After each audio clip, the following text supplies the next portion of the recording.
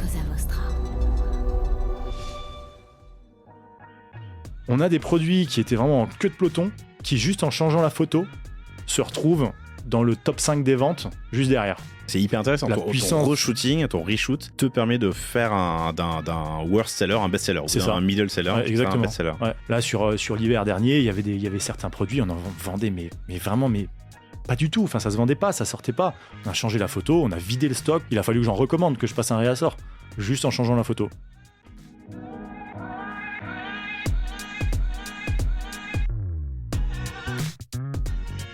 Bonjour, bienvenue dans Le Panier, le premier podcast e-commerce. Mes invités cartonnent et me livrent leurs secrets de réussite et les problèmes qu'ils ont rencontrés pour qu'on puisse, ensemble, apprendre à vendre mieux et plus.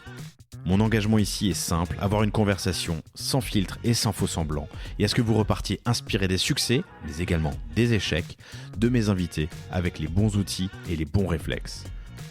Je suis Laurent Kretz, cofondateur de Cosa Vostra, agence digitale qui fait des sites incroyables et des strates de communication et d'acquisition sur mesure.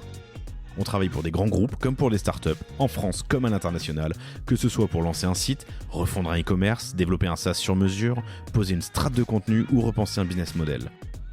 Contactez-moi sur lepanier@cosavostra.com ou LinkedIn et je me ferai un plaisir de vous répondre.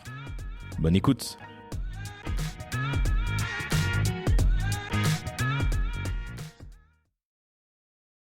Bonjour à tous, bienvenue dans ce nouvel épisode du Panier. J'ai le grand plaisir de recevoir Arthur Muller. Salut Arthur. Salut Laurent. Qui gère pas mal de choses, mais principalement le digital et l'e-commerce pour une marque qui s'appelle Freeman Tea Porter, qu'on appellera peut-être Freeman par abus de langage pendant cet enregistrement, qui est une marque de denim. C'est ça. Je simplifie à l'extrême. Ça te va ? Pantalonnier. Un pantalonnier. Qui a une histoire assez intéressante, une histoire de famille. C'est une marque qui avait été créée par un Allemand qui s'appelait Rainer Geilfuss, et dont tes parents étaient les distributeurs pendant un temps, avant un jour de racheter la marque intégralement. Il y a eu des hauts et des bas, on en parlera. Aujourd'hui, c'est une marque qui fait dans les 25 millions d'euros de chiffre d'affaires, Ouais, tout à fait. en direct et avec 750 revendeurs. En e-com et avec 750 revendeurs. Le e-com pèse une dizaine de millions dans le CA, ce qui n'est pas rien, mais surtout que en 2018, il pesait 10 fois moins, ce qui est intéressant. Vous avez pris une strat qui était de fermer les boutiques et d'accélérer sur le e-com, tout en préservant, on va dire, l'omnicanalité et la distribution avec les revendeurs. Ça va être hyper intéressant. Et voilà, tu vas me raconter l'histoire de cette marque. On va parler de la manière dont tu as réussi à faire exploser le e-com en l'espace de quelques années. On parlera de famille, parce que c'est une boîte familiale. Tu bosses avec ton père, ta mère, ta sœur à une époque. Sujet plus qu'intéressant. Sujet hyper intéressant. On parlera de ta stack technique. T'es sur PrestaShop. Et très heureux de l'être, et tu me diras comment et pourquoi. Tu as dupliqué le site pour faire du B2B, ce qui est un grand sujet en ce moment, vous le savez, chers auditeuristes. Et on parlera de contenu.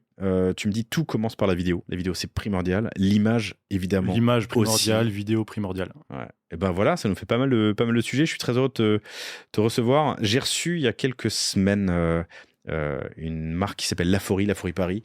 Il y a quelques similarités, vous le verrez, chers auditeuristes, si vous avez écouté l'épisode et si vous écoutez évidemment celui-là. En tout cas, je vous souhaite la bienvenue. Et puis c'est parti. Arthur. Merci de me recevoir. Je t'en prie, tes parents s'appellent Evelyne et Pascal. Ouais. Et un jour, 3 ans après le lancement de la marque Freeman Tea Porter, ils achètent les droits, ils prennent les droits pour le distribuer sur la France. Ouais, Freeman, ça fait maintenant 30aine d'années que ça existe. Et moi, je suis vraiment, je te disais tout à l'heure en off, pur produit Freeman. Mes parents, ils ont lancé la distri en 1996. Mon père, il était sur un salon. À l'époque, ils avaient une petite boutique de prêt-à-porter dans la région. Et au détour d'un salon, il a vu cette marque. Il s'est dit, punaise, faut que j'arrive à faire la distri en France. Et à force d'harceler un petit peu le boss à l'époque de la marque qui était distribuée qu'en Allemagne, il a réussi à avoir la distri. Ils ont lancé ça sur un réseau. Ils ont monté tout ce qui est agent, logistique, etc. Et ça a fait son chemin, ça a fait du chiffre, et est arrivé 2009. On en parlait tout à l'heure, où en fait le chiffre avait vraiment progressé. Et ils se sont dit, avec l'allemand à l'époque, soit tu me rachètes, soit je te rachète. Alors, A tellement progressé qu'à tel point, pardon, que la marque la boîte de tes parents, qui s'appelait EP6, EP6 à qui l'époque. s'appelle Ouais. toujours EP6 ou pas? Non. Non, Ok. non, non. Qui s'appelait EP6, représentait les 2/3 du chiffre de la marque au global, dans ces eaux-là. Ouais, oui, c'est quelque chose comme ça, ouais. Ouais. Ouais. Et du coup, en fait, ils ont Donc, soit je te racheté- rachète, soit tu me rachètes. Voilà, c'est ça. Et du coup, bah, mes parents l'ont racheté lui. Et en fait, depuis 2009, ils gèrent vraiment la marque dans son intégralité. Donc, ils ont récupéré toute la partie design, prod, qu'ils n'avaient pas avant. Avant, c'était vraiment que Avant, ils étaient distributeurs. Seulement distributeurs. Distributeurs. Et ils ont commencé avec une petite boutique Ouais. Ah ouais. à Metz, À Saint-Avold, à Saint-Avold. quelques minutes de Metz, à une demi-heure de Metz environ. Connu pour son péage. Non, C'est très, très cher, Je péage crois que c'est d'ailleurs. le premier péage quand tu viens de Strasbourg, je dis Ouais, une connerie, ou pas, exactement. péage de Saint-Avold. Ouais. Et vous êtes toujours là-bas, vous êtes à Creutzwald, à côté de Metz, à quelques C'est ça. minutes de Metz, Ouais. où la marque est basée. Ouais. Aujourd'hui, on a un bureau à Paris, un petit bureau de style à Paris et un bureau à Metz. Mais le siège social est toujours à Creutzwald avec la logistique. Ouais. Et donc, en 2009, ils se mettent d'accord avec le fondateur de la marque pour se dire, on te rachète. Ouais. Tu te souviens comment c'était valorisé à l'époque ou pas? Sans parler forcément de montant, mais en multiple de CA ou Alors là, d'EBITDA, on en a discuté il y a encore pas longtemps avec mon père qui me racontait qu'il est allé le voir à Munich. Ils sont allés dans un Starbucks.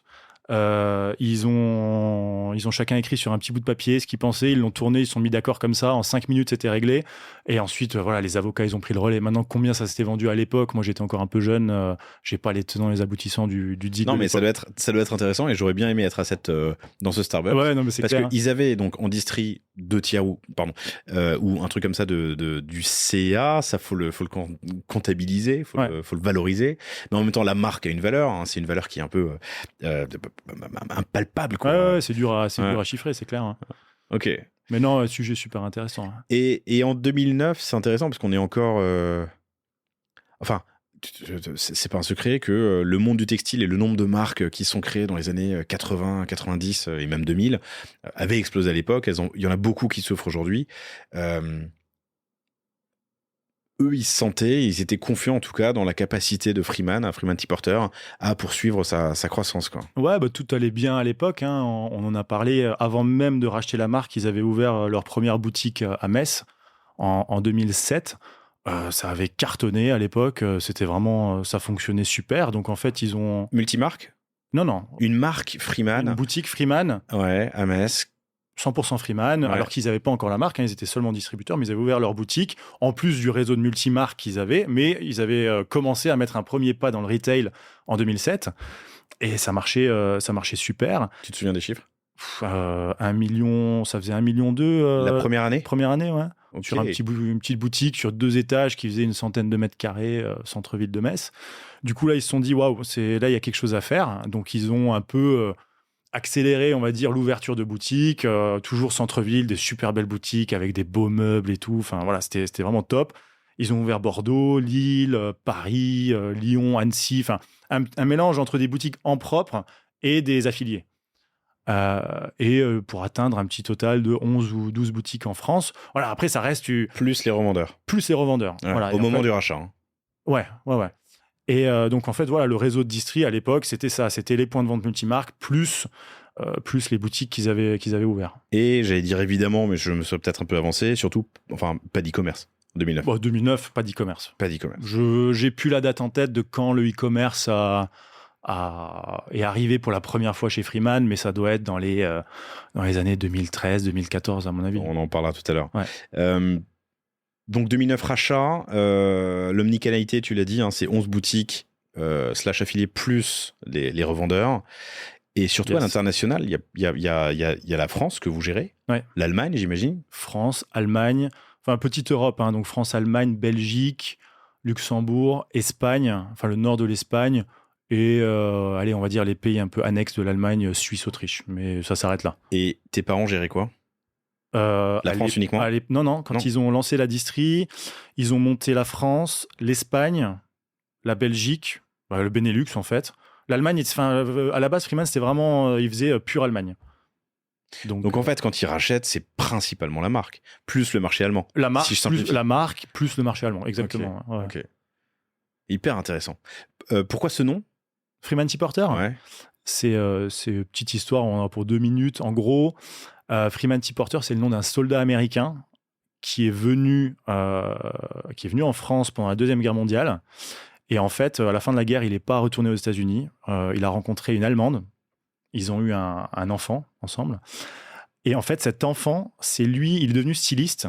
Et c'est lui qui a créé la marque Freeman T. Porter en hommage à son père, donc le soldat, qui d'ailleurs est décédé il y a vraiment pas longtemps, il y a 2-3 ans à Saint-Louis aux États-Unis.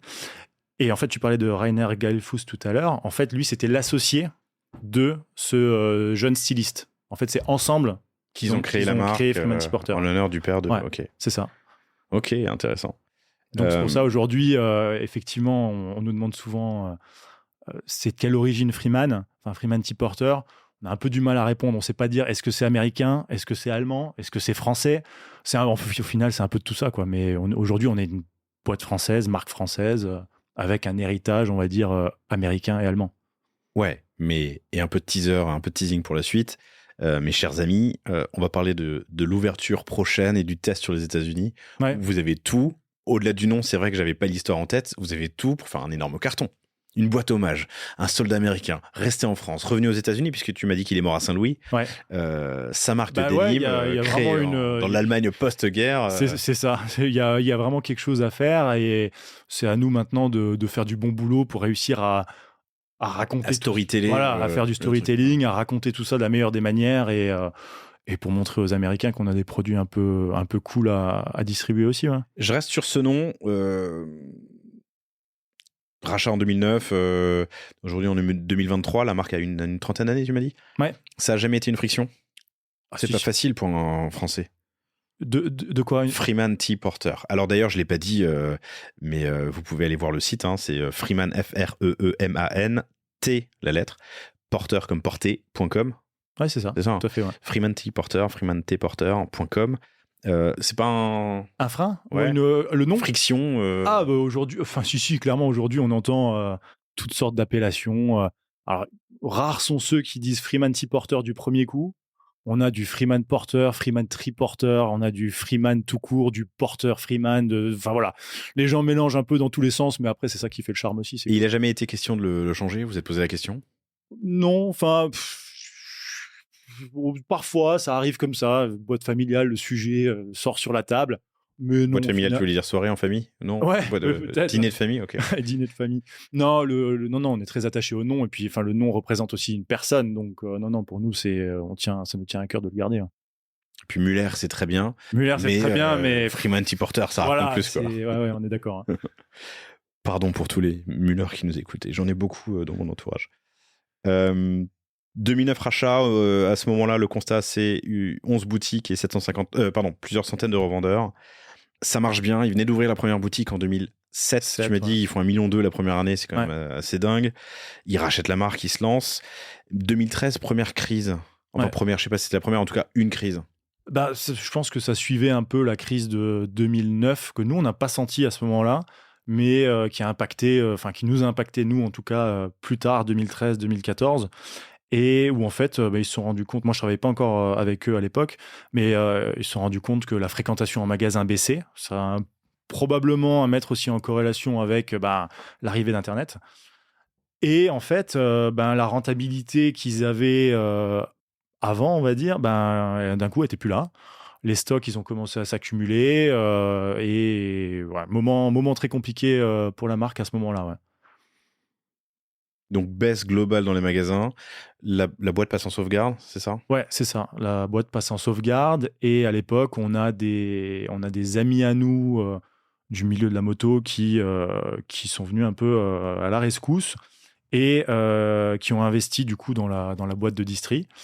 Et du coup, on est devenu partenaire avec eux pendant plusieurs années, avec toujours comme deal ou comme horizon que eux allaient sortir au bout de quelques années, où on allait les racheter pour redevenir propriétaire à 100%.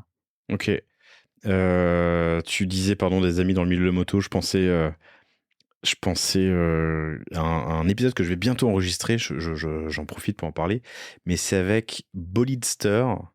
Et je sais pas si ça te parle, mais c'est un mec qui a inventé un textile qui s'appelle l'Armalite. Ah, Ça te parle ou pas? alors j'en ai entendu parler il y a pas longtemps. Il me semble que notre photographe bosse avec lui. Ok. C'est un jean avec du Kevlar dedans Ouais, ou en un gros, truc, c'est un type de motard, indestructible. un truc, tu glisses 50 mètres Ouais, et il t'arrive. Ouais, j'en ai déjà entendu parler. Ouais. de mémoire, il est passé dans Qui va être mon associé. On enregistre bientôt là sur le. Donc ça va être intéressant parce que il a cette marque, l'Armalite, qui arrive, je Oui, vais pas dire de bêtises, mais sur les 25 ans. il a déposé, il me semble, le truc de l'Armalite, non? Ouais, Il c'est a- ça. Et qui arrive à ses 25 ans, et du coup, ça tombe pas dans le domaine public, mais c'est utilisable par d'autres. Ça va être un sujet intéressant. Comment est-ce que tu utilises l'INO, surtout dans le textile, pour te développer? Les jeans Freeman T-Porter sont pas en Armalite, mais sont quand même formidables. Et d'ailleurs, on salue Christopher, qui est mon associé chez Orso Media, qui connaissait bien et admire surtout beaucoup la marque. Dès qu'on me demande conseil sur un jean, je conseille du Freeman. Ouais, incroyable. Enfin, franchement, c'était un super accueil du coup là quand je suis arrivé, ça fait plaisir.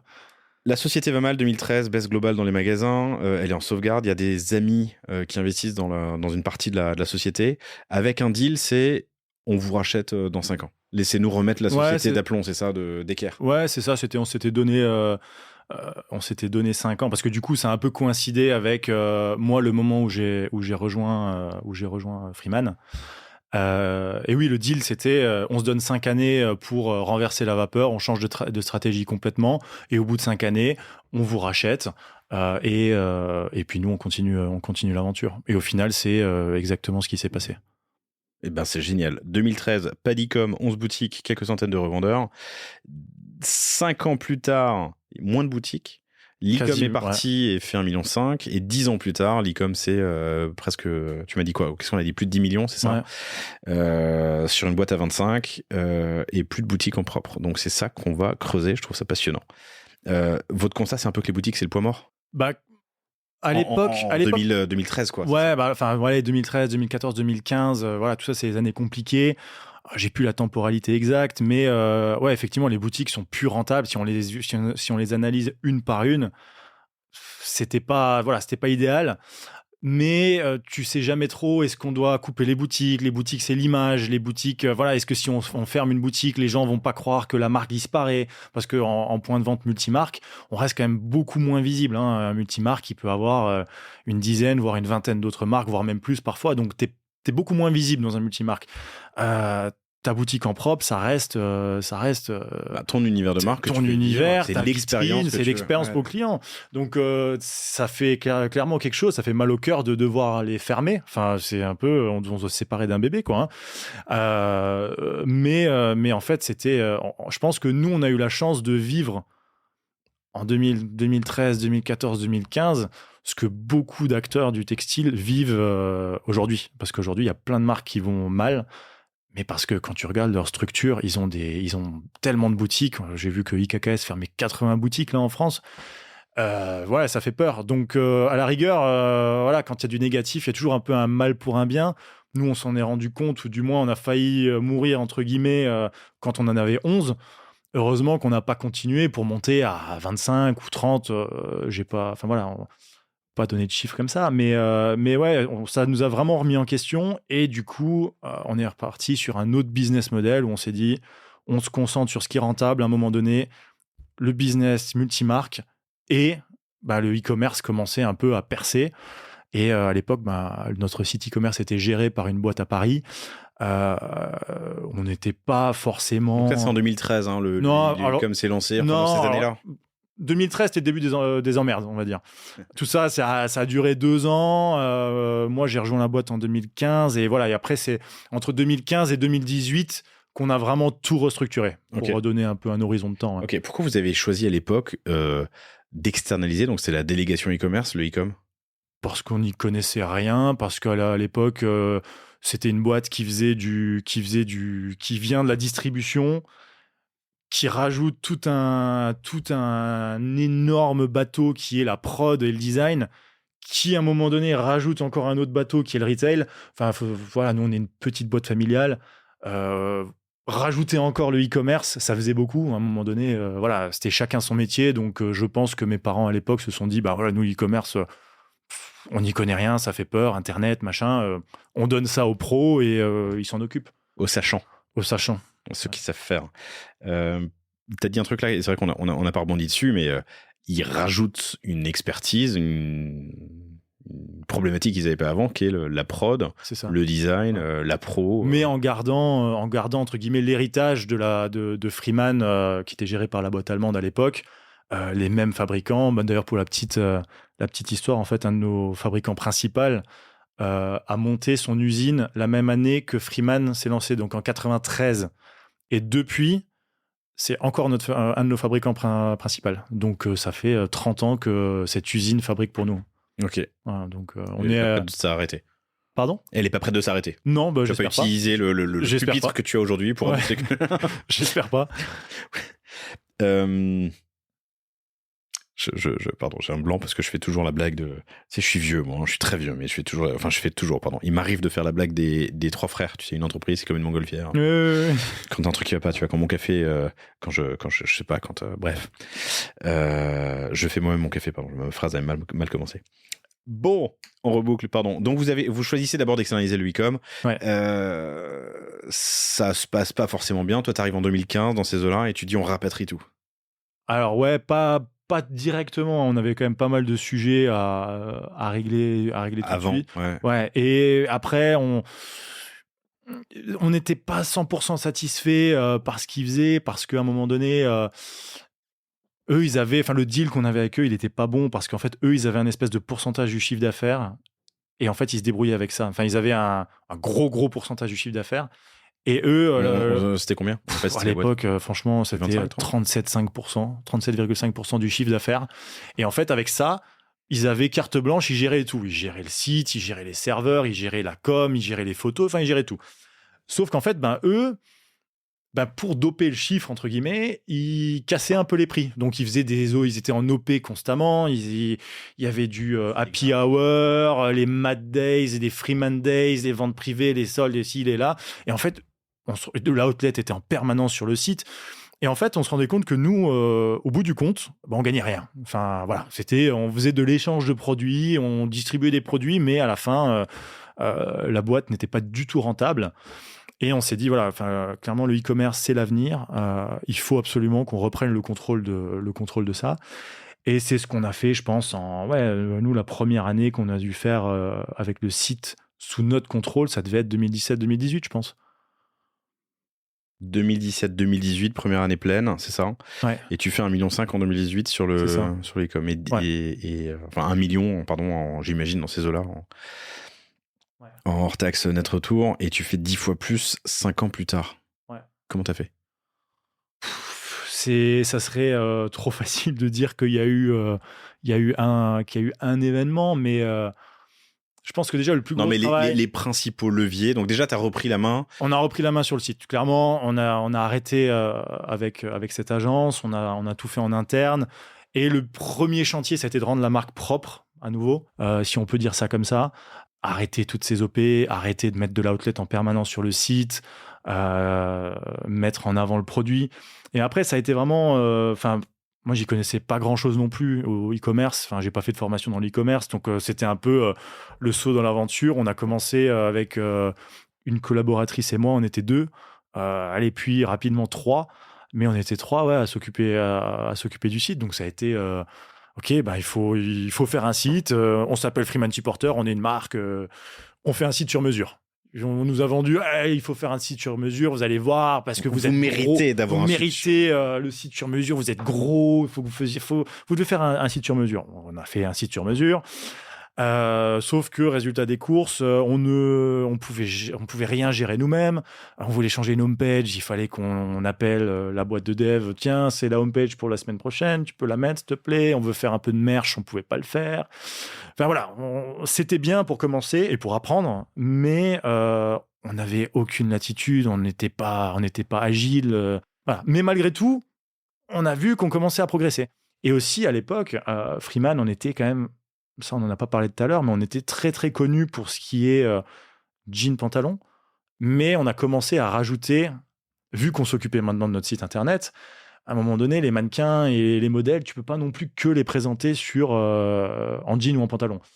Et on a commencé à rajouter d'autres catégories de produits, de la maille, des vestes, etc. Et ça nous a beaucoup aidé pour faire des silhouettes, des looks complets, et commencer à vendre un peu autre chose aussi que 2 catégories de produits qui sont pas forcément toujours les plus sexy, on va dire. Mais ouais, ça nous a beaucoup aidé. Et ensuite, Donc, reprise en main. Ouais. Développement d'un outil qui vous va bien. Alors, d'abord sur mesure et rapidement sur PrestaShop ou pas? Ouais, relativement rapidement. Je dirais que PrestaShop, on est passé dessus peut-être en 2019-2020. Ouais, et je pense que ça a été vraiment Avant le Covid, on était déjà sur PrestaShop. Ouais, donc, ça a été... Enfin, pour nous, ça a été le jour et la nuit. Ça a été incroyable. Parce qu'aujourd'hui, on est toujours sur PrestaShop et on peut gérer 98%, on va dire, du travail quotidien. On le gère nous-mêmes en interne. Et on ne passe par notre boîte de dev que quand on veut faire des devs spécifiques ou quand il y a des nouvelles fonctionnalités à ajouter ou à développer, quoi. Ouais, et puis ce qui est bien aujourd'hui, c'est de se prendre un CMS sur étagère, Presta, Shopify ou WooCommerce, peu importe, et d'utiliser le développement pur que pour un middleware quand on a besoin, ou des fonctionnalités très spécifiques, un configurateur un peu complexe, des trucs comme ça, quoi. Bon, après, attention, nous, c'est un PrestaShop, mais il est bien tuné quand même. Enfin, on n'est pas... Ce qui est l'avantage de PrestaShop, qui est totalement open source. Et... Ouais. Donc non, l'agence a fait un beau boulot là-dessus. Donc, reprise en main, un système qui vous va bien, amélioration de l'image, et puis on enlève le outlet permanent et les promos en permanence. Quoi d'autre ? x10. Ouais, après, l'acquisition. On y viendra tout à l'heure. Ouais, l'acquisition, toute une stratégie. Après, voilà, c'est un peu difficile parce qu'entre ce qui s'est passé en 2018 et ce qu'on fait maintenant, tu vois, ça a plus rien à voir. Mais oui, on a commencé avec un partenaire média à faire beaucoup plus d'acquisitions, tout ce qui est Facebook, Instagram, maintenant Pinterest, c'est quand même beaucoup plus récent, Google, enfin, c'est des choses, voilà, on n'y connaissait rien à l'époque. Et ouais, on a commencé un peu à mettre les doigts dans la mécanique et puis ça a fonctionné. À un moment donné, les planètes, elles ont été alignées, ça a fonctionné. Et puis après, ce qu'il faut aussi dire, c'est qu'on maîtrise toute cette chaîne logistique. On a quand même un entrepôt qu'on gère nous-mêmes. Donc, on est capable de livrer super rapidement. Enfin, aujourd'hui, on passe commande sur le site avant 15h. On peut être livré le lendemain à la maison ou voire le surlendemain si on prend. Et c'est en interne, ça ? Tout en interne, ouais. Ok. Donc, on a un entrepôt avec une dizaine de personnes à temps plein dans l'entrepôt, plus des intérimaires en période de pic. Le service commercial est lui aussi internalisé. On gère vraiment tout de A à Z entre le design, la prod, le marketing, la vente, la distri, la logistique, service client. Et je t'ai pas posé la question avant l'enregistrement, mais vous ne produisez que vos produits ? Ouais. Tu fais pas de marque blanche ? Non. Ouais, on produit que Freeman. Oui, de toute façon, c'est pas tes usines, donc en vrai, ça non, change c'est pas grand-chose. c'est des usines. Mais tu pourrais, comme tu as une bonne coupe ou un bon, tu vois, tu pourrais mettre un autre logo dessus. On pourrait, mais non, on fait 100% Freeman. On a déjà largement assez de chantiers avec Freeman pour faire que Freeman. Ouais. Vous êtes combien ? On est, bonne question, on est, je dirais, 40. Tout compris. Dont l'entrepôt, le design. Oui. Alors l'entrepôt, ils sont 10 à temps plein. Ouais. Au siège sur les 40. Ouais. Le siège social, je dirais qu'il y a aussi une dizaine de personnes. Enfin, c'est au même endroit. Ils sont aussi une dizaine de personnes entre la compta, le service client. On a récemment bougé tout ce qui est marketing à Metz. Et là, l'équipe, elle s'est quand même bien agrandie parce que pendant longtemps, on était 4 ou 5. Et là, on a doublé de taille. Donc, on a une dizaine de personnes à Metz. Et 7 personnes à Paris sur tout ce qui est design et production. Et on a 1 ou 2 personnes qui sont encore basées à Munich de l'ancien temps de Freeman, qui nous gèrent la pro, par exemple, les achats. Donc voilà, ça fait une 40aine de personnes. Si je compte encore notre directeur commercial qui est, lui, qui habite dans sa voiture, qui parcourt la France entière. Notre agent, on a plusieurs quand même. Alors, notre directeur commercial. Et ensuite, les agents, par contre, eux, ne sont pas rattachés directement à la boîte. Eux, c'est des agents commerciaux. Ouais, des agents commerciaux. Donc, juste les grandes phases sur le e-com, si je résume et que j'essaie de comprendre. On lance pour tester en externalisant avec de la délégation e-commerce. On le reprend en interne, 2016, dans ces eaux-là, quand on est arrivé, plus ou moins. Et ensuite, par du test and learn et un ensemble de petites actions, vous arrivez aujourd'hui avec un truc qui était en test il y a 10 ans à représenter 35-40% du business. C'est ça. De la boîte. Ok, c'est beau. Si je pousse, sans te demander de chiffres, mais juste en termes de ratio, si je pousse dans 5-10 ans, l'enjeu, l'objectif e-com, c'est quoi ? On reste à 40% ou on passe à 80% ?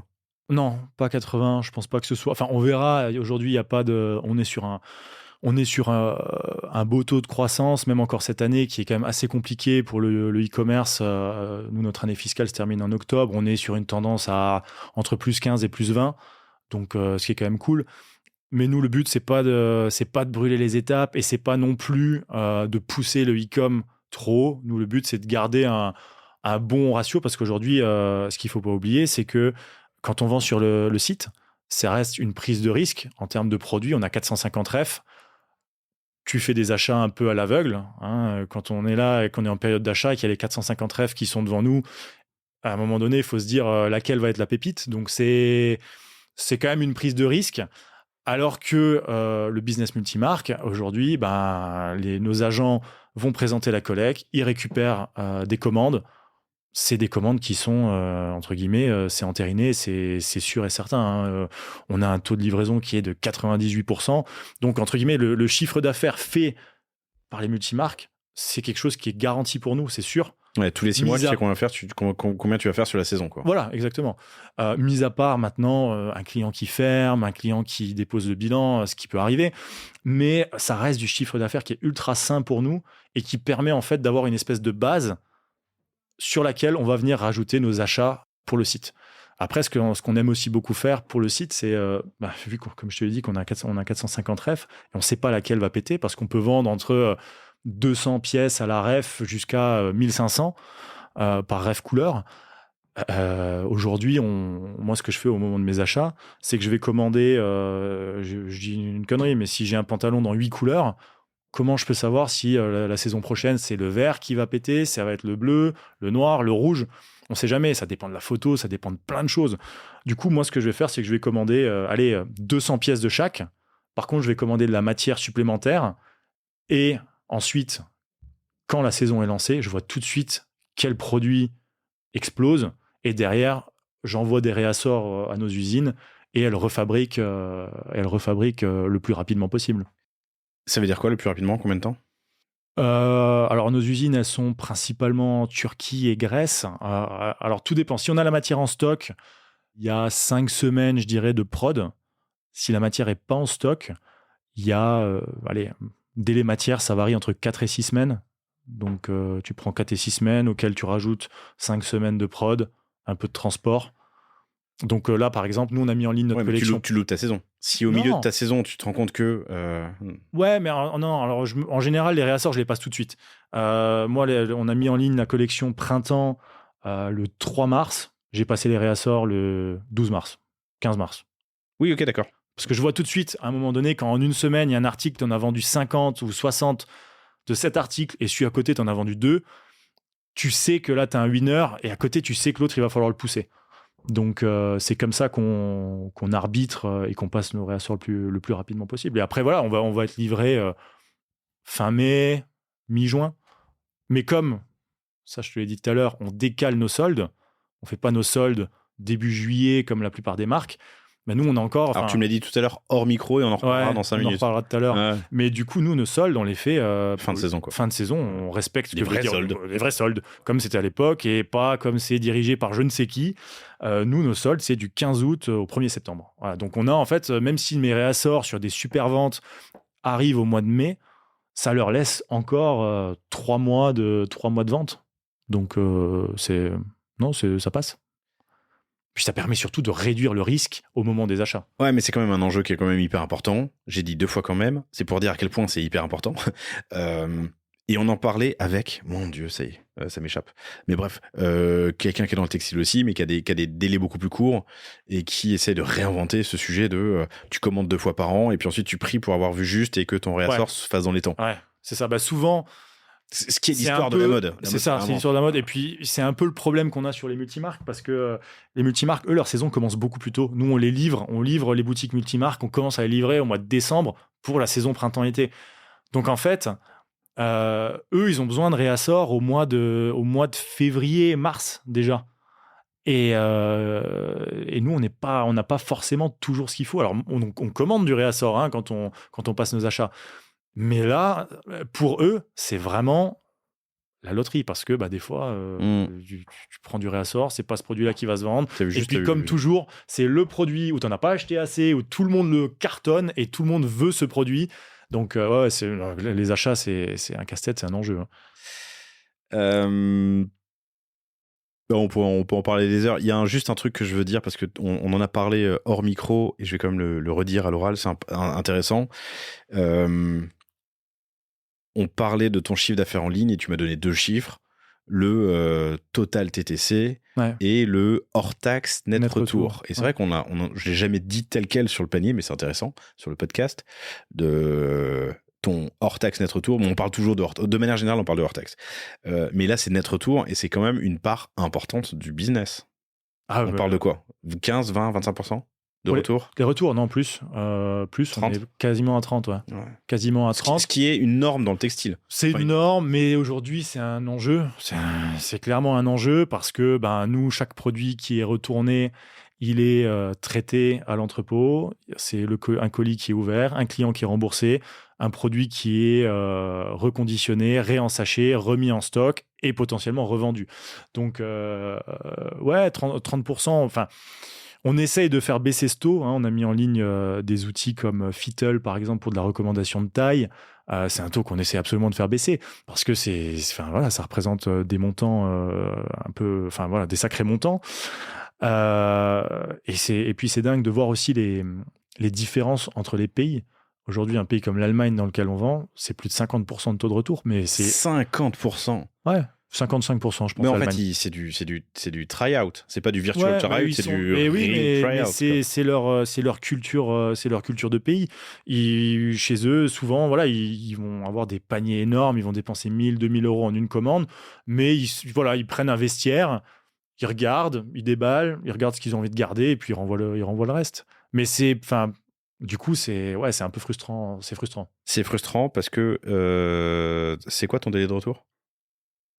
Le délai, ils ont 14 jours, enfin le délai légal 14 jours, mais après on est souple, ça va jusqu'à 21 jours. Ouais, mais 21 jours quand t'es vous clôturez au 31 octobre ? Non, au 30 septembre, pardon.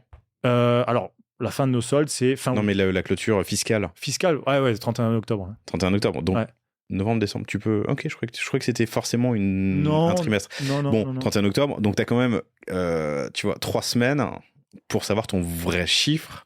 Et si tu as un taux de retour sur le dernier mois qui est de 50%, enfin tu vois, c'est... Ouais, alors c'est pas forcément ma partie, mais il me semble que ce qu'on fait, c'est qu'en fait, on clôture nos retours, enfin, on clôture tout au 31 octobre, mais on va aussi comptabiliser, par exemple, ce qu'on s'est pris maintenant, on va dire... un an plus tôt, quoi. Ouais, un an plus tôt. Donc, début novembre, on se prend les retours du mois d'octobre. Enfin, parce que si on commence à devoir réintégrer et mettre de côté les retours qui sont liés à une commande du mois d'octobre, alors là, ça devient... Dans le service, moi, je suis le cofondateur et le patron de Cosa Vostra, qui est une boîte de service. Ton chiffre d'affaires comptable, c'est le chiffre d'affaires réalisé. Donc, si tu as facturé 10 000 le dernier mois, mais que tu les as pas encore effectués parce que par exemple c'est un acompte, tu peux pas le comptabiliser. C'est vrai que je me suis jamais posé la question en e-com, mais en e-com, il me semble que, enfin je sais pas. Écoute, chères auditrices, chers auditeurs, ouais, on est sur il va falloir clarifier tout. Peut-être que je dis des conneries aussi. Je sais pas. Voilà, on cherche tellement de trucs que ça. Sur cette période, avant de passer à la suite et à l'international mais sur cette période, vous fermez aussi les 11 boutiques. Ouais. C'était une société à part. Vous aviez, comme beaucoup dans l'e-com, plusieurs sociétés, société distri, société retail, société e-com. Non. Alors on avait 2 sociétés. La société distri où il y avait le wholesale et le retail, et une société où il y a la marque dedans. Mais on n'avait pas d'autres sociétés, enfin plusieurs sociétés dans lesquelles il y avait les magasins. Top. Je passe juste un peu à l'omnicanalité ou à la distribution. Donc vous avez eu à peu près 750 points de vente aujourd'hui, qui représentent une quinzaine de millions, c'est ça, de chiffre d'affaires, avec un sacré delta entre les... alors il y a des très gros revendeurs, mais sinon en moyenne en France, tu me disais qu'on est dans les 15K par revendeur. Ouais, c'est ça, on est à peu près entre 12 et 15 000 euros de commande moyenne chez nos revendeurs. On a quelques gros acteurs, mais pas tant que ça. On a quand même une structure de clients qui permet en fait de pas être dépendant ou ultra dépendant d'un client. je te disais tout à l'heure que nous, le but, c'est vraiment d'avoir une distribution qui soit le plus clean possible, que le site internet ne fasse pas d'ombre aux multimarques. Mais par exemple, on a arrêté de bosser avec Amazon, on a arrêté de bosser avec Zalando. On essaie vraiment de sortir de tous ces pure players pour en fait laisser la priorité à notre réseau de multimarques, de petites boutiques qui vont faire 10 000 euros avec nous par saison, 10 000, 15 000, qui vont faire du réassort. Souvent, c'est des petites boutiques indépendantes ou bien c'est des gens qui ont 2-3 boutiques dans leur département. Mais voilà, notre structure de boutique est comme ça. On n'est pas dépendant à 100% d'un énorme acteur. On a vraiment tout type de points de vente. Comment ils passent commande aujourd'hui ? Comment ? Ouais. Les multimarques ? Ouais. Alors en fait, est-ce que vous avez mis en place, pardon, le fond de ma question est la suivante, parce que c'est un sujet d'actualité ensemble. En ce moment, est-ce que vous avez mis en place du e-com B2B ? Alors, on en a, mais ça dépend en fait du stade où ils en sont dans leur commande. En fait, nous, on a 2 saisons principales par an, printemps-été, automne-hiver. Donc nous, en fait, on fonctionne sur un système de collection. Nos agents, ils ont des SMS. Ils ont un book, un catalogue avec tous nos produits en photo, mais ils ont aussi une application pour tout ce qui est prise d'ordre qui s'appelle Jour, qui est interconnectée avec notre ERP. Donc en fait, ça leur sert, c'est un outil qui leur sert de prise de commande de base. Ensuite, on fait fabriquer, on livre les boutiques. Et si les boutiques ont envie de faire du réassort en cours de saison, là par contre, on a dupliqué notre site B2C en un site B2B sur lequel ils peuvent passer leur réassort tranquillement. Ok, tu peux me parler de Jour un peu ?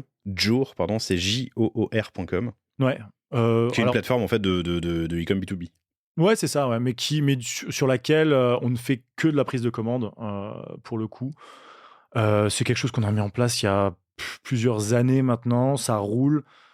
Et c'était pas forcément à l'ordre du jour de changer. Aujourd'hui, ça fonctionne comme ça. Il me semble que ça fait du réassort aussi, mais je sais plus pour quelle raison on l'a pas utilisé à ce moment-là et pourquoi on a préféré dupliquer le site. Mais d'avoir une histoire avec les stocks. Voilà. Bonjour. Et donc, en gros, c'est l'agent qui contacte les revendeurs, qui leur présente la collection. Il fait la première grosse prise de commande. C'est ça. On est à 50-50 par saison ? Entre la prise de commande et le réassort ? Non, entre les 2 saisons. Ah, pardon, entre les 2 saisons, oui. Admettons qu'il fasse 10 000. Oui, grosso modo, c'est ça. Ouais, on est vraiment... Et le réassort, c'est quoi sur les 15 millions ? C'est 2 millions ? Ouais, le réassort, ça va être Donc, il commande 7 pour une saison, 7 pour la suivante, et puis on réassort à peu près, si je simplifie. Ok. Et donc, le réassort, ils le font via... Réassort, ils le font via votre site, le B2B, qui est en fait une copie du B2C, et qu'on met à jour régulièrement avec les photos de la saison. Ok, hyper intéressant. Ça va changer ? C'est pas le projet c'est pas la priorité c'est absolue. Pas le P1. C'est pas le projet numéro 1. Ouais, ok. Priorité numéro 1. Top. Il y a un sujet que vous avez réussi à solutionner qui est intéressant. Quant à 750 points de vente qui voient arriver le e-com et l'une des marques qui portent, qui représente quand même 20K, 30K, 50K pour les plus gros revendeurs de leur CA, qui voient arriver le e-com, ils peuvent avoir peur. Qu'est-ce qui s'est passé ? Comment ça s'est traduit ? Comment vous avez solutionné le problème ? Ils ont clairement eu peur à un moment donné parce qu'ils ont vu qu'on a commencé à être de plus en plus actifs sur les réseaux, sur notre site, en termes d'envoi de newsletters, etc. Et en fait, un jour, c'est la réflexion, elle est venue, je crois qu'on était à quelques jours du lancement de nos soldes. Et je suis allé voir mon père et je lui ai dit, punaise, il y a un truc il faut qu'on change quelque chose. Les soldes, on avait fait le constat que souvent, le premier jour des soldes, il est énorme. Le deuxième jour, c'est la moitié du premier. Et ensuite, bien souvent, on revient un peu à des niveaux... et ça dure comme ça pendant 1 mois, 6 semaines. Voilà. Et en fait, on s'est dit, punaise, il faudrait qu'on arrive à rallonger la durée de vie du produit. Puis aujourd'hui, faire des soldes d'hiver début janvier, ça n'a aucun sens. Les gens vont au ski fin février, mars, même encore avril, les gens vont au ski. Donc pourquoi est-ce qu'on devrait solder nos produits hiver dès que Noël est passé, quoi. Ouais, à peine Noël passé, début janvier, on doit solder nos produits hiver. Pour nous, ça n'avait aucun sens. Et comme on était dans toute cette logique de on rend la marque clean, on met en avant le produit, on communique sur le produit, on s'est dit waouh, on va décaler en fait nos périodes de vente Et on a décalé du coup nos soldes au 15 février, du 15 février 1er mars, on va dire, ça varie en fonction des dates, comment on a envie de le faire tomber. Mais du coup, ce que ça a provoqué, en fait, c'est de c'est de ne pas aller en concurrence frontale avec nos revendeurs multimarques. Nous, on leur dit, écoutez, vous avez acheté chez nous, top, faites votre business. Nous, le site, c'est vous qui avez la priorité. Le site, nous, on décale nos soldes, on les fait vraiment longtemps après la période officielle des soldes. Pour les rassurer. Pour les rassurer, mais aussi parce que pour nous, ça nous semblait totalement logique et pertinent de faire ça. Et ce qu'on a fait en même temps, on en discutait tout à l'heure, c'est qu'en fait, nous, des promos, on en fait quasiment jamais. En fait, on fait... Depuis que vous avez repris la gestion. Depuis qu'on a repris la gestion, ouais, ce qu'on disait, on fait quasiment plus aucune promo. On met en avant le produit, on respecte le prix du produit, on respecte le produit, les détails, tout.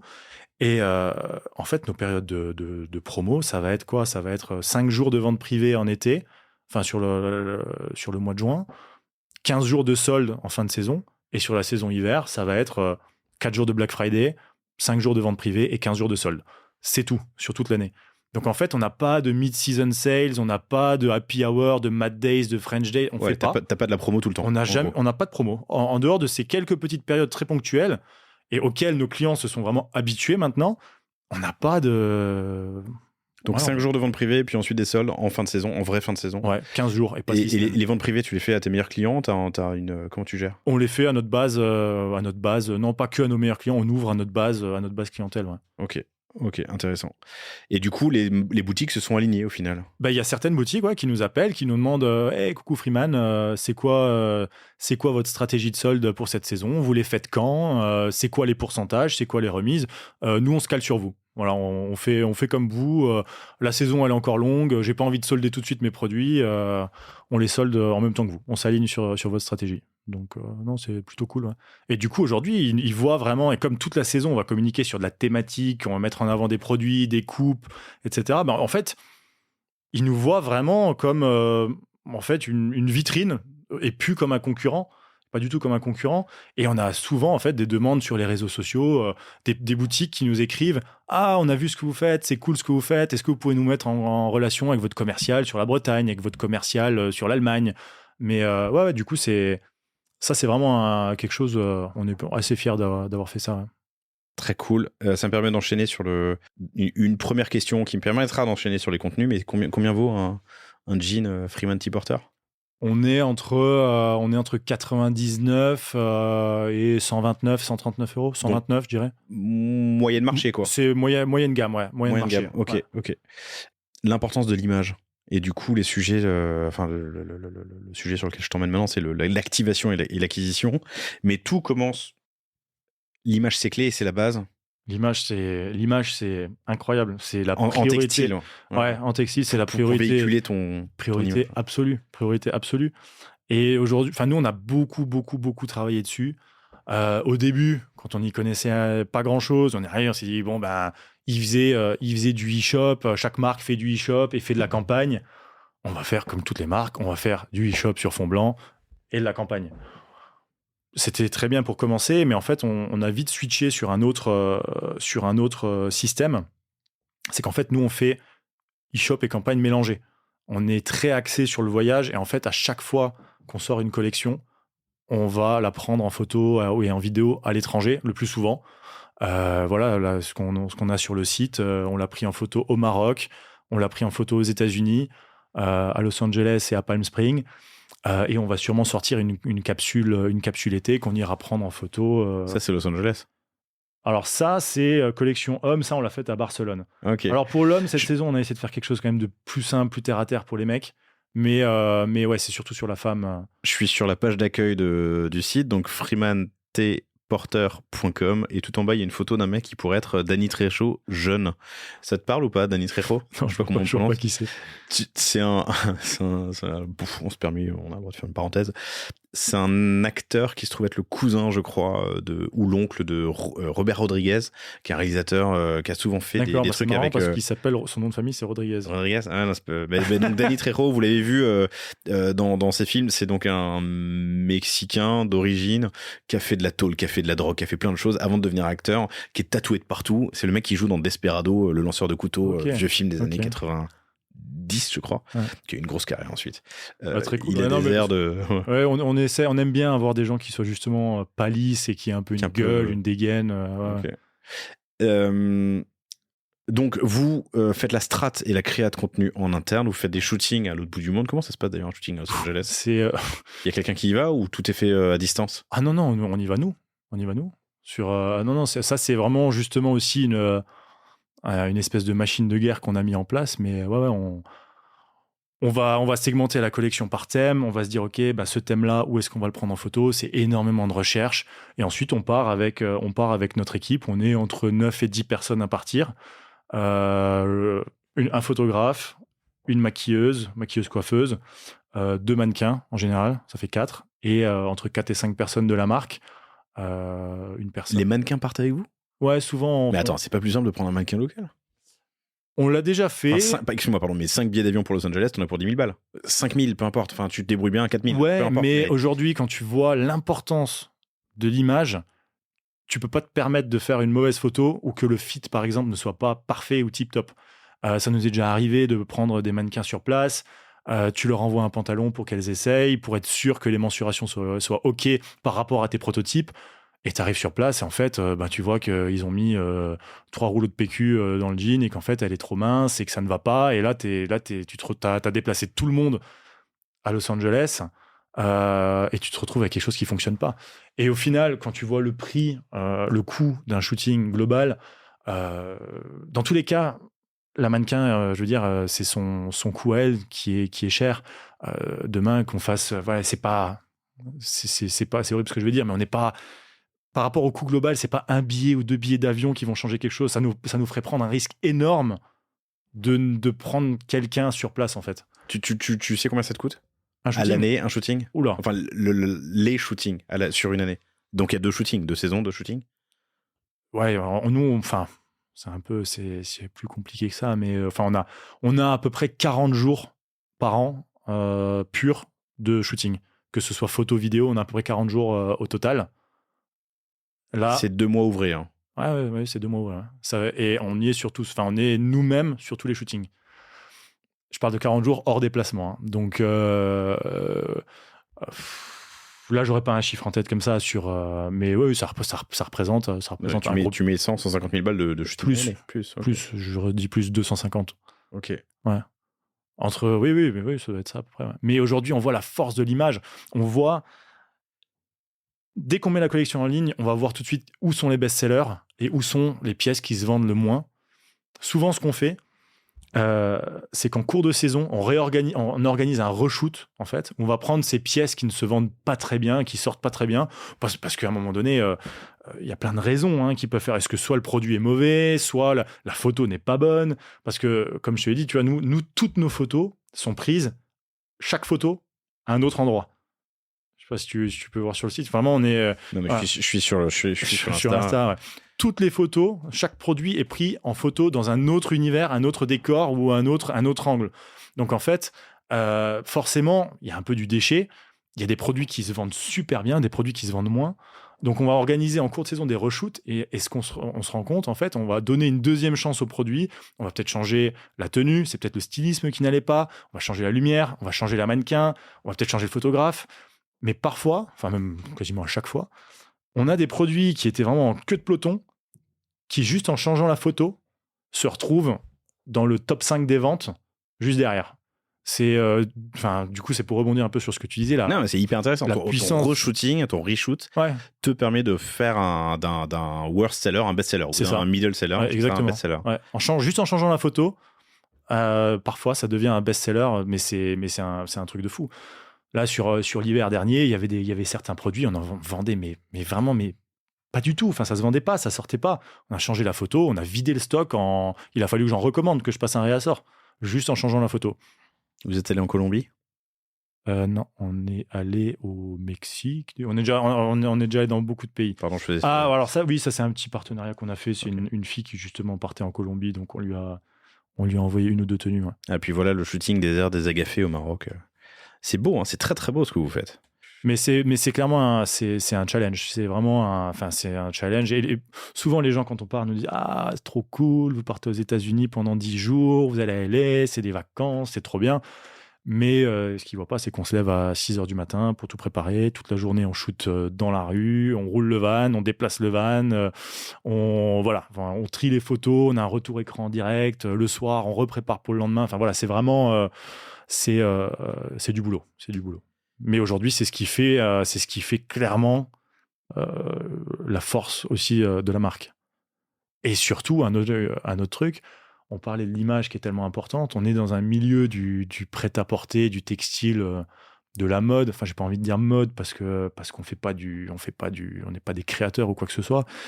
Mais en fait, le milieu de la mode est un peu. Il y a peut-être des gens qui vont pas trop aimer ce que je vais dire, mais des fois, on a l'impression que c'est un peu exclusif ou que c'est un peu inaccessible. Alors que nous, on a pris le contre-pied de ça. Chez nous, tu arrives sur notre site. Le but, c'est qu'en fait, les gens, quand ils arrivent, ils disent waouh, qu'ils prennent une dose de bonne humeur. Ils arrivent sur notre site. Nous, les mannequins, elles rigolent. Les mannequins, elles sont en train de boire un café. Elles sont en train de. Voilà, elles arrivent sur nos réseaux. C'est vivant. Le but, c'est de transmettre un peu de la bonne humeur, de la good vibe. Et que nos clients, ils ressentent ça, en fait, qu'ils arrivent chez nous et qu'ils se disent wow, mais trop cool. Et puis, je m'associe à ça, que la photo, elle va être prise dans un coffee shop, elle va être prise dans une rue, elle va être prise dans un petit resto, dans une voiture, et qu'en fait, les gens se disent wow, mais en fait, je m'identifie totalement à ça. Je trouve ça hyper intéressant. Je peux me permettre une remarque, une critique ? Bien sûr. Tu sais quel est ton budget d'achat média à l'année ? Ouais. Tu peux me le donner ? Ouais, ça doit être 1,5 million. 1,5 million. Ok. Donc tu mets un peu plus de 100 000 balles par mois en fonction des périodes. Ouais, bien sûr. Ouais. Ok, non, ok, je pense extrêmement. Je trouve que t'as pas beaucoup de followers pour la qualité de tes photos et ton achat média. Donc c'est clairement pas ton focus et tu fais des ventes, tant mieux. Ouais. Et d'ailleurs, t'es passé de 1 million à 10 millions hors taxe net retour ou 1,5 million à 15 millions, peu importe. Ouais. En l'espace de 5 ans, c'est ouf. Et objectivement, l'achat média aide. T'installes la marque. On va parler des États-Unis dans pas longtemps et je pense que là, tout est réuni. Mais en social media, vous êtes pas fou. Non, alors je suis 100% d'accord, et c'est un sujet, j'en ai encore parlé pas plus tard, qu'il y a quelques jours, j'en parle avec tout le monde, mais notre directeur commercial qui me dit, punaise, je pensais qu'on était à 300 000, mais je viens de voir qu'on est à 30 000, comment c'est possible ? Mais je dis, bah oui, mais en fait, et souvent je regarde les autres marques, plein de marques que je suis, quand je les vois, ils sont à 500 000, et je me dis, mais comment ils font ? Sauf qu'en fait, aujourd'hui, tu te rends compte que tout coûte très cher. Et nous, on a toujours privilégié la rentabilité. Demain, c'est facile d'ouvrir les vannes, entre guillemets, et de se dire, allez, feu sur Instagram, j'arrose, je fais tourner le truc et je réduis ma renta. Mais nous, on a toujours voulu faire les choses vraiment doucement mais sûrement, toujours en surveillant que la rentabilité soit bonne et surtout ne pas mettre en péril quoi que ce soit. Enfin voilà, on n'a pas de fonds d'investissement ou quoi que ce soit derrière. On se dit pas on va être rentable dans 3 ans. On se dit vraiment on est là pour faire tourner la boîte correctement. Donc voilà. Je trouve ça intéressant, ta réponse. Mais je suis d'accord avec toi que j'aimerais bien être largement au-dessus en termes de... Moi, je pense que c'est pas... ça va pas toucher la renta, mais on va en parler off micro. Et vous aussi, chers auditeurs, chères auditrices, appelez-nous sur ces sujets de création de contenu et d'activation. Donc, une grosse strate de créa, et la créa en interne. Vous faites vos shootings vous-même aux 4 coins de la planète 2 fois par an. Vous partez en vacances, c'est cool, c'est ce que tu m'as dit tout à l'heure. Exactement. Mais si tu veux, la prochaine fois, tu peux venir avec. Pas de problème. On a souvent des gens qui nous demandent mais je peux venir, je peux masser les mannequins, je peux faire à manger, je peux faire taxi, tout ce que vous voulez. Tout le monde veut venir, donc on accepte.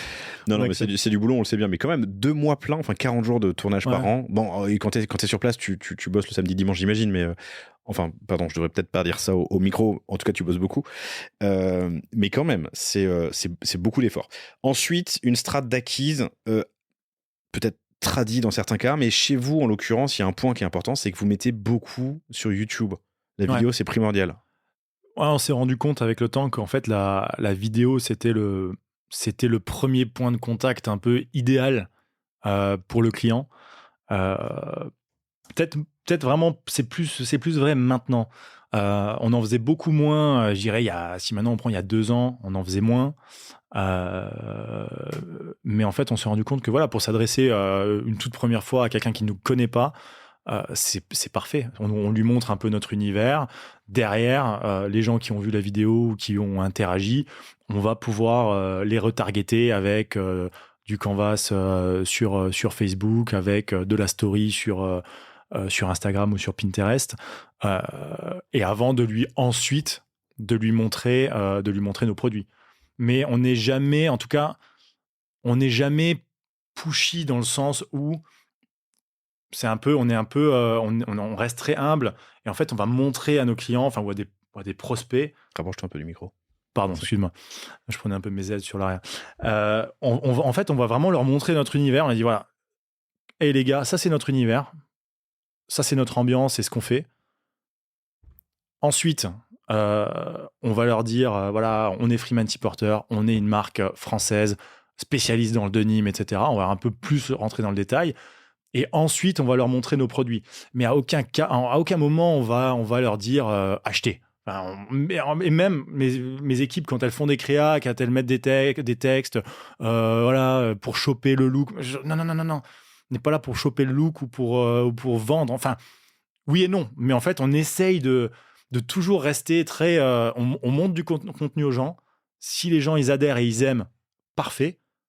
Mais on n'est pas là pour mettre. Ils sont suffisamment grands pour acheter par eux-mêmes. Exactement, on n'est pas là pour mettre. S'ils ont adhéré aux valeurs de la marque, à l'image. Tout à fait. On veut pas mettre le couteau sous la gorge de qui que ce soit. Et après, on a vraiment une strat qui est propre à l'acquisition. On a une strat qui est propre à de la rétention, de la fidélisation. Enfin, c'est des gens à qui on va parler sur un ton totalement différent. Et je reprends un peu ce que je disais tout à l'heure en termes d'image. Un peu cette bonne ambiance, cette bonne humeur qu'on essaye de transmettre dans nos photos.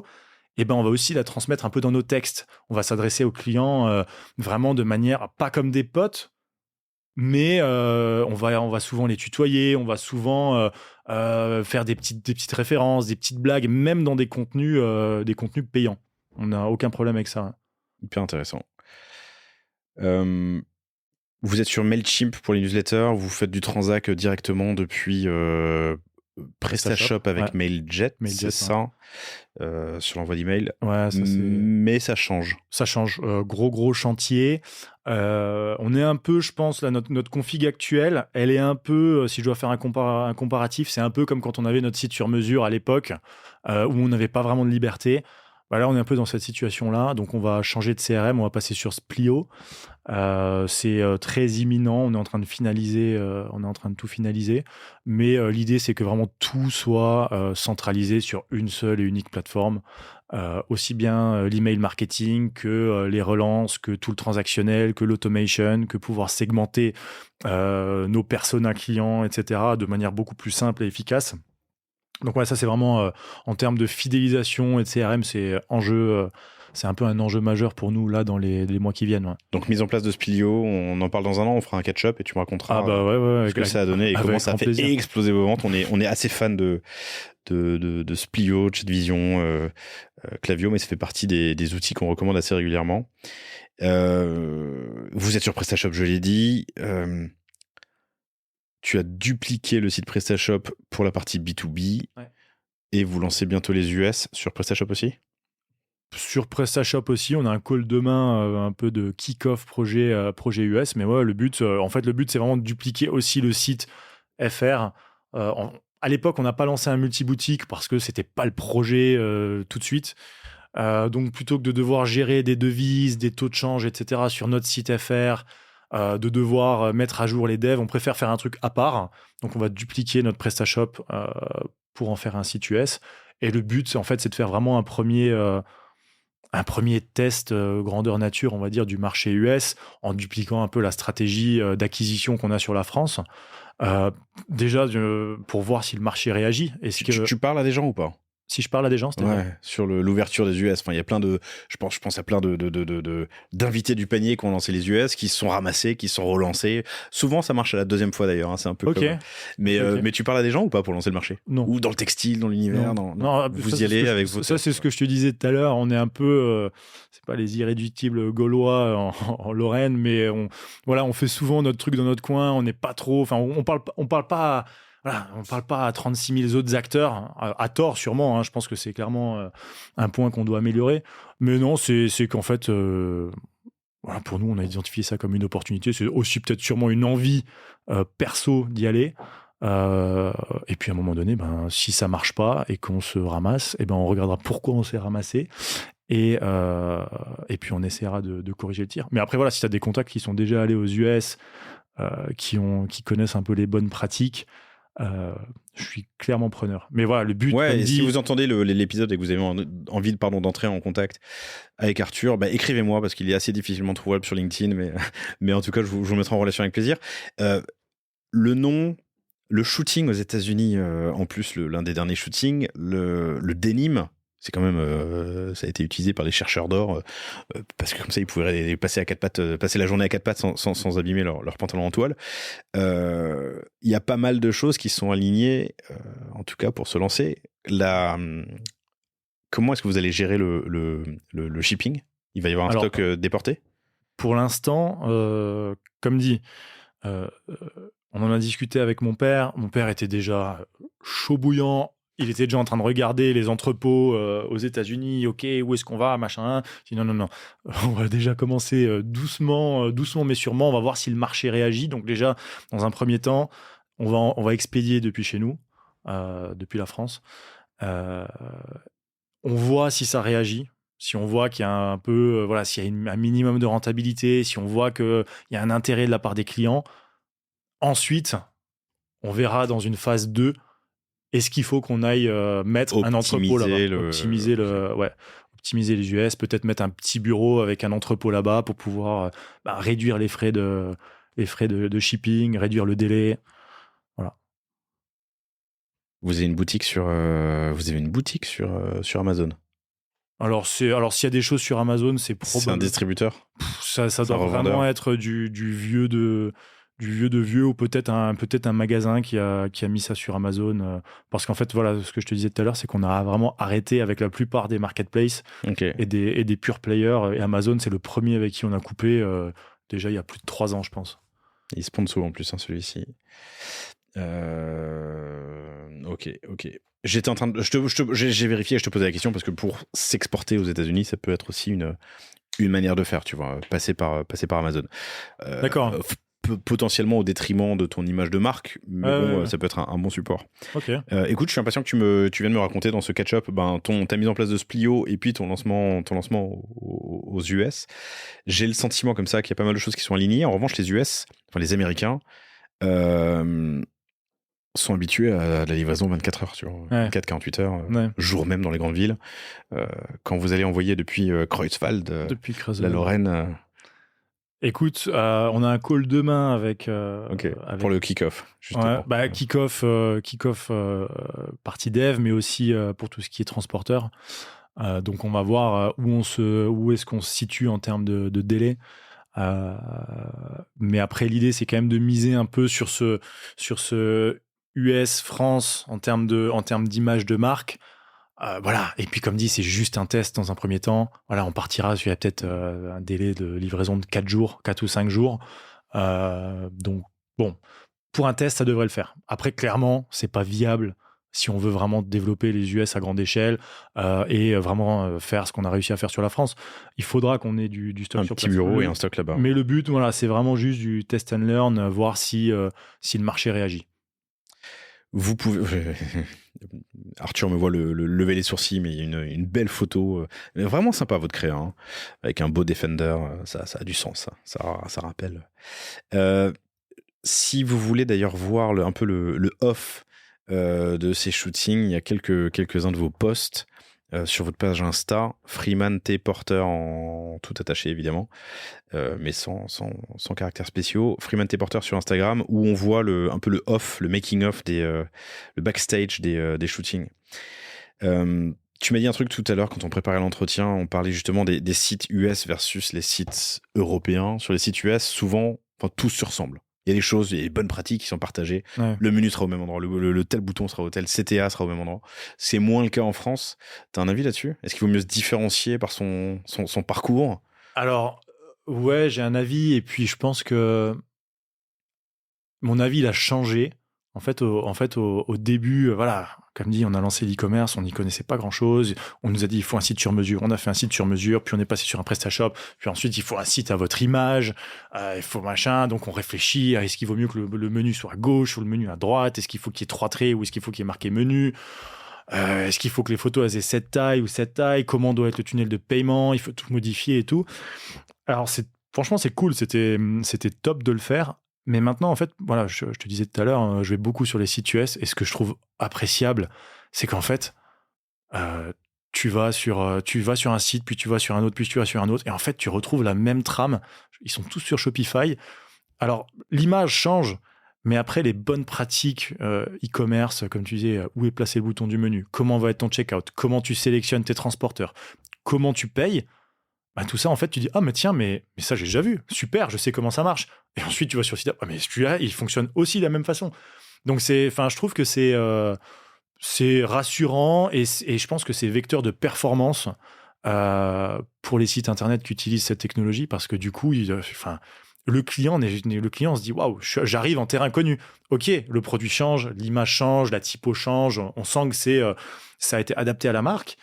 Mais quand il s'agit de convertir, ben, je suis en terrain connu, ok, je suis pas en train de me dire elles sont où leurs CGV, comment ça fonctionne le shipping pour eux, qu'est-ce qu'ils ont comme moyen de paiement, où est-ce que j'affiche les moyens de paiement. Non, tout ça donc je suis assez fan du système. Ça sert à rien de réinventer la poudre. Ouais, c'est ça. Bah, je pense qu'on a essayé de la réinventer pendant longtemps. Ouais. Je pense que tout le monde a essayé un peu de dire je vais faire un truc qui est canon, qui est mieux. Sauf que tu peux faire le truc le plus beau du monde. Si derrière ton client, il est habitué à quelque chose et il sait pas où cliquer, bah, ton site qui est le plus beau du monde, bah, il sert à rien. C'est un enjeu, hein, et moi, souvent, je me fais le juge de paix. J'essaye de faire le juge de paix entre ma directrice e-commerce, Julia Simonetta, mes UX designers, mes UI designers, pour faire mixer l'efficace, le beau, l'inspirant, et s'assurer que, bah voilà, le bouton cliquable pour acheter celui qu'on veut, le seul sur lequel on veut qu'on clique, il est au bon endroit. Il est au bon endroit et en évidence, et qu'en même temps, on n'est pas un site qui ressemble à Cdiscount il y a 20 ans, pardon pour Cdiscount, mais il y a 20 ans, ça ressemblait à la foire, bref, tu m'as compris. Et tout ça est véhiculé, tu l'as dit tout à l'heure, hein, ton image de marque, des mannequins qui sourient, ton univers, et en même temps le bouton qui est placé au bon endroit, et en même temps plein de textes SEO, ce qui est le cas de ta page d'accueil. On n'en a pas parlé, mais si vous allez sur la page d'accueil de freemantporter.com, vous verrez des énormes pavés de texte. C'est du SEO. Et encore, je te coupe, mais alors là, s'il y a bien un sujet... Non, c'est pas que c'était pire avant, mais en fait, le SEO, ça fait partie avec Splio, et le site US, ça fait partie de nos enjeux, parce qu'en fait, on l'a toujours délaissé. Parce qu'on s'est dit, ok, on est dans le textile, l'image elle est ultra importante, l'UX est ultra important et le paid est ultra important. Mais on s'est toujours dit, le SEO, si c'est pour grappiller un petit peu, ça va pas nous aider beaucoup. Donc en fait, c'est un sujet qu'on a un peu délaissé au fil des années. Ouais, mais oui, tu me montres. Je vois que tu montres la page d'accueil, certes, mais malgré tout, on a déjà fait des audits SEO. Malgré tout, oui, il y a du texte. Mais après, cette page, tu vois, elle nous sert vraiment limite que à dispatcher entre la femme et l'homme. Ouais. Et ensuite, on a nos vraies homepages, c'est sur la femme ou sur l'homme, en fait. Et c'est là qu'on fait arriver le gros de notre trafic, nos campagnes, elles redirigent vers ici, ou bien elles redirigent vers les pages catégories. Mais à un moment donné, vu qu'on vend et de l'homme et de la femme, il a fallu quand même qu'on arrive à scinder un peu, si tu veux, laisser un univers pour l'homme, laisser un univers pour la femme. Où est-ce que j'en étais ? Ouais, le SEO, du coup, c'est un peu un sujet qu'on a eu du mal à traiter et qui est peut-être parce ça nous passionne pas forcément, c'est un peu bête et méchant, mais voilà, clairement ça fait partie de notre to-do list de s'améliorer là-dedans, les backlinks, le netlinking, le menu, les H1, les H2, les balises alt, enfin tout ça c'est un peu du jargon, voilà, c'est pas le truc le plus sexy du monde. Je te présentais tout à l'heure à Christopher d'Orso Media et qui me disait je connais Freeman, j'adore. Il disait Freeman c'est super parce que ça fait des jolies boules, quelle que soit la manière dont on est foutu. Voilà. Mais c'est ça. Alors plus pour les. Bon, il parlait pour lui et pour les mecs. Ouais. Mais aujourd'hui, tiens d'ailleurs, tu m'as pas posé la question, mais est-ce que tu sais la répartition du chiffre d'affaires entre l'homme et la femme? Non, et en vrai, tout à l'heure, je voulais te poser sur le site là. Ouais, sur le site. Tout à l'heure, je voulais te demander d'ailleurs quand est-ce que vous aviez lancé la femme, si ça a toujours existé. Et du coup, non, je connais pas la répartition. C'est marrant parce que à l'image, non, mais même sur Insta, il y a que des mannequins. Ça se dit mannequins? Des mannequins femmes, quoi. Mannequins femmes, ouais. Il y a que des mannequins femmes. Non, j'en sais rien. C'est quoi? 92,8. Alors, 92 femmes? Oui. Ok, c'est énorme. Ouais, c'est énorme. Ah putain, c'est marrant parce que Freeman, T-porteur. Ok, non, je suis surpris. Ouais. Et en wholesale, je dirais 85-15, quelque chose comme ça. Ok. Sur les boutiques. Et historiquement? Historiquement, historiquement, ça a toujours été. À un moment donné, c'était moite-moite. À un moment donné, c'était 50-50. Mais ça fait des années que. Mais c'était moite-moite parce que l'homme avait rattrapé la femme ou c'était l'homme? Non, historiquement, c'était homme. plus l'homme. Ok. Enfin, c'est plus né avec l'homme, on va dire. Ouais. Mais sur les dernières années, en fait, la femme a vraiment pris une part énorme. Et à un moment donné aussi, tu vois, on parlait de stratégie. Quand on a lancé le site, il a fallu qu'on choisisse et qu'on détermine une cible principale sur laquelle on allait vraiment taper dessus, on va dire, à laquelle on allait vraiment tout le temps adresser. Et pour nous, c'était la femme française entre 28 et 55 ans, on va dire. Et ça a vraiment été notre cible principale. Et c'est elle qui a explosé. L'homme a progressé aussi, mais juste beaucoup moins vite. Compris. 92,8. Hyper intéressant. Et le temps file, j'ai envie de te poser une dernière question avant qu'on se quitte. Enfin, une question, c'est pas une question, c'est peut-être d'ouvrir un sujet. C'est une boîte familiale, donc c'est ton père et ta mère qui ont, dans les années 80, je me souviens plus, 60, 70 90. Ouais. 90, c'est ça, pardon. Ouais. Repris enfin en tout cas, commencé à distribuer la marque en France. Aujourd'hui, ils sont toujours là, toujours opérationnels. Il y a ta sœur aussi qui a fait un passage ou qui fait des passages dans la boîte. Qui a fait un petit passage de 2 ans. Et tu m'as dit un truc quand on se parlait tout à l'heure. Tu m'as dit j'ai toujours su que je reviendrais. Ouais. Ou que j'arriverais. D'ailleurs, plutôt que revenir, mais... Ouais, mais parce que comme je te disais, moi je suis vraiment né dedans. Je suis né 2 ans avant qu'il commence, 2 ou 3 ans avant qu'il commence à distribuer. Donc, j'ai vu le stock dans le garage, j'ai vu le premier entrepôt, les agents, ils venaient en rendez-vous à la maison, le bureau était à la maison. Donc, je suis vraiment né dedans. Hein. Et ça m'a toujours intéressé, ce côté à la fois business et mode textile, on va dire, qui est super sympa. Moi, à 12 ans, je bossais déjà dans l'entrepôt, j'allais décoller les étiquettes, j'allais faire des cartons, préparer des commandes. Donc, ça a toujours été une évidence à un moment donné de les rejoindre. Ça, c'est clair. Hein. Et ça va? Ouais, ça va. Tout le monde est opérationnel. Quasiment tout le monde est opérationnel. Et le capital appartient un peu à tout le monde. Il est encore à tes parents. Okay. Non, tout le monde est au capital. Ma sœur est moins opérationnelle que nous. Elle a fait une petite apparition pendant 2 ans. Elle nous a filé un peu un coup de main sur toute la partie shooting notamment. Mais sinon, oui, mes parents sont toujours dans la boîte. On est super bien organisés. Mon père fait vraiment de la gestion globale, j'ai envie de dire, plus toute la partie fournisseur, fabricant. Il est beaucoup en contact avec eux. Ma mère est beaucoup sur la partie stylisme, produit. Et en fait, on se rejoint un peu tous justement sur le produit. On est tout le temps en discussion. Ok, qu'est-ce qu'il faut qu'on lance comme nouveau produit, quel type de catégorie et tout.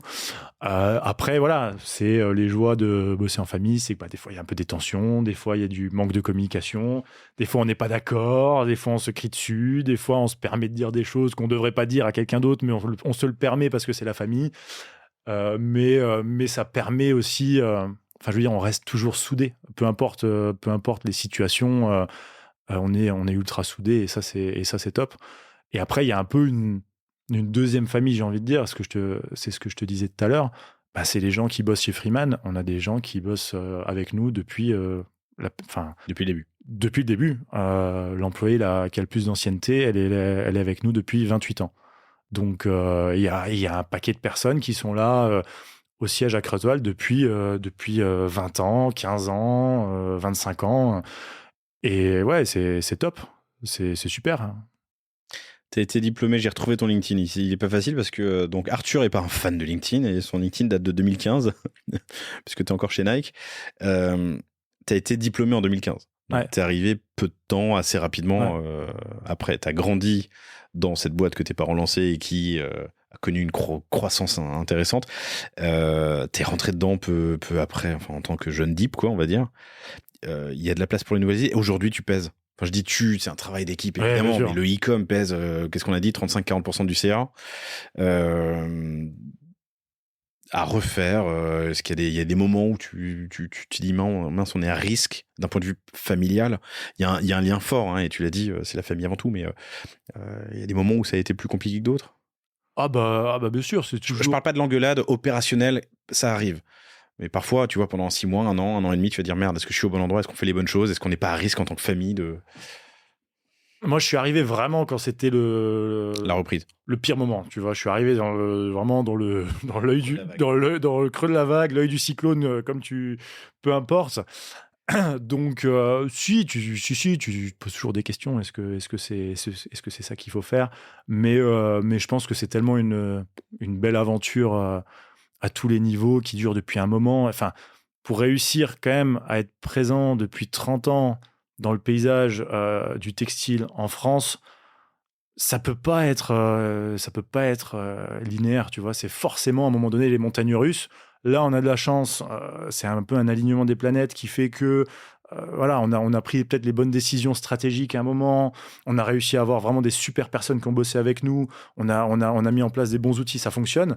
Mais demain, on n'est pas du tout à l'abri qu'il y ait de nouveau, entre guillemets, un grain de sable dans l'engrenage et que ça baisse. Mais après, c'est juste réussir à identifier pourquoi ça va pas, prendre la décision de changer, des fois prendre le courage de changer. Donc ouais, je pose toujours des questions sur est-ce que j'ai fait les bons choix, etc. Mais à la fin, ça reste quand même une super aventure. Tes parents sont assez jeunes, hein, ils ont même pas 60, c'est ça, 57, 58, 58, tu m'as dit, peu importe. 58. Et puis tu m'assures que ils sont jeunes dans leur tête. Ouais, carrément. Vous parlez d'avenir ? Tu t'y vois rester 30 ans, toute ta vie, la retransmettre toi-même à tes enfants ? Alors c'est très très loin et on est dans des métiers de plus en plus où les cycles sont courts. Ouais. Si on arrive à voir à 1 an, déjà c'est formidable, 2 ans c'est formidable. Mais est-ce que ça te traverse l'esprit de temps en temps ? Ou celui de tes parents, d'ailleurs. Non, mais on en parle souvent et on y réfléchit souvent. Et tu me posais la question tout à l'heure, où est-ce que vous vous voyez dans 5 ans, machin. C'est un peu la question d'entretien d'embauche, on dirait. Mais effectivement, mais c'est intéressant. Mais nous, en fait, souvent, il y a un espèce de pattern dans le textile, c'est qu'une marque pète, mais pète vraiment. Hein. Et derrière, souvent, ça fait comme ça pète vers le haut et ça pète vers le bas juste derrière. Et comme dit notre directeur commercial, une fois que ça pète vers le bas, c'est tout chousse jusqu'en bas. Donc ça, c'est vraiment quelque chose qu'on n'a pas envie. Et c'est pour ça qu'on a envie vraiment d'avoir une croissance qui est saine et maîtrisée, avoir une rentabilité qui est là, pouvoir préserver les jobs de chacun. Après, moi, ce que j'ai pas envie maintenant, c'est par exemple, ce que j'aurais pas envie, forcément, c'est que mes parents disent nous, on part. Tiens, débrouille-toi. Sans qu'ils... Enfin, voilà, je sais pas trop, mais j'aurais pas envie, en fait, que leur retraite, ou entre guillemets, dépendent de ce que moi je vais faire de la boîte, tu vois. J'ai pas du tout... voilà, on fait du bon boulot, mais il y a tellement d'exemples de boîtes où les enfants, ils ont repris la boîte 3 ans après, elle s'est cassée la gueule. Moi, j'ai pas du tout envie d'être là-dedans, tu vois. Donc, à voir. On verra. Moi, tout ce que je sais, c'est que j'adore ce qu'on fait. Enfin, c'est juste trop top. Enfin, je suis animé par ça. C'est jour et nuit. Mais voilà, j'aimerais pas que maintenant la retraite de mes parents dépende de ce que moi je vais faire plus tard avec cette boîte, tu vois. Donc ouais, s'il y a une transmission en général, il y a un rachat. Donc la retraite, elle est payée aussi à ce moment-là quand tu fais le LBO. Moi, j'aimerais qu'ils soient tranquilles, tu vois, qu'ils se disent pas maintenant, oh punaise, qu'est-ce qu'il va faire le jeune enfin, le jeune, ça fait quand même 8 ans que je suis dans la boîte maintenant, mais qu'est-ce qu'il va faire oh punaise, il est parti de ce côté-là, nous on serait parti de ce côté-là. Voilà, ça c'est... Ouais. Cool. Arthur, merci infiniment. On se refait un catch-up dans un an. Qu'est-ce qu'on a noté ? On a noté Splio, on a noté les US et on a noté un 3e truc. Tu l'as dit tout à l'heure. Qu'est-ce que c'était ? On va parler de beaucoup de choses. Hein. Ça me reviendra. Mais en tout cas, on va au moins parler des US et de Splio dans un an et demi quand tu reviendras. C'était un plaisir de te recevoir. Qui est venu vers moi ?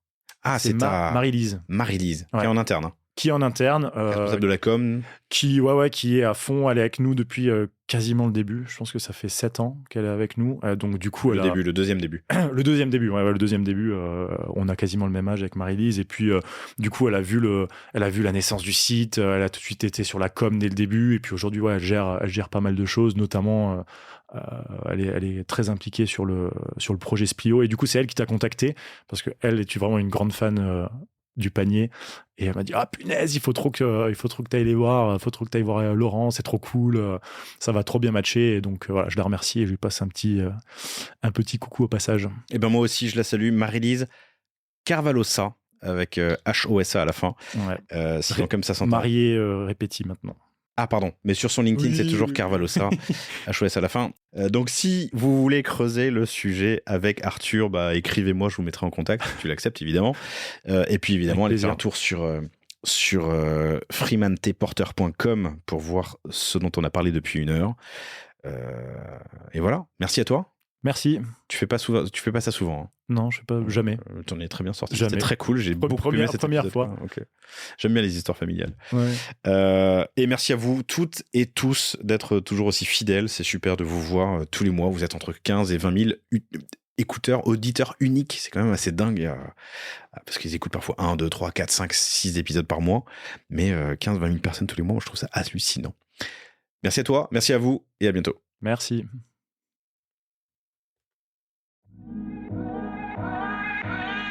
Merci d'avoir écouté cet épisode du panier jusqu'au bout, j'espère qu'il vous a plu. Si c'est le cas, abonnez-vous pour ne rater aucun épisode, parlez-en autour de vous et surtout laissez-moi une note et un commentaire 5 étoiles sur Apple Podcast. N'hésitez pas non plus à le partager à chacun de vos amis dans le business, chaque nouvel auditeur est une victoire. Si vous avez besoin de lancer ou refondre votre site internet, de créer un Shopify ou un WooCommerce, de performer avec une stratégie de contenu efficace, n'hésitez pas à me contacter à l'adresse lepanier@causeavostra.com. On se fera un plaisir de vous répondre. Et enfin, et surtout, inscrivez-vous à la newsletter du panier sur lepanier.io. À bientôt pour un prochain épisode.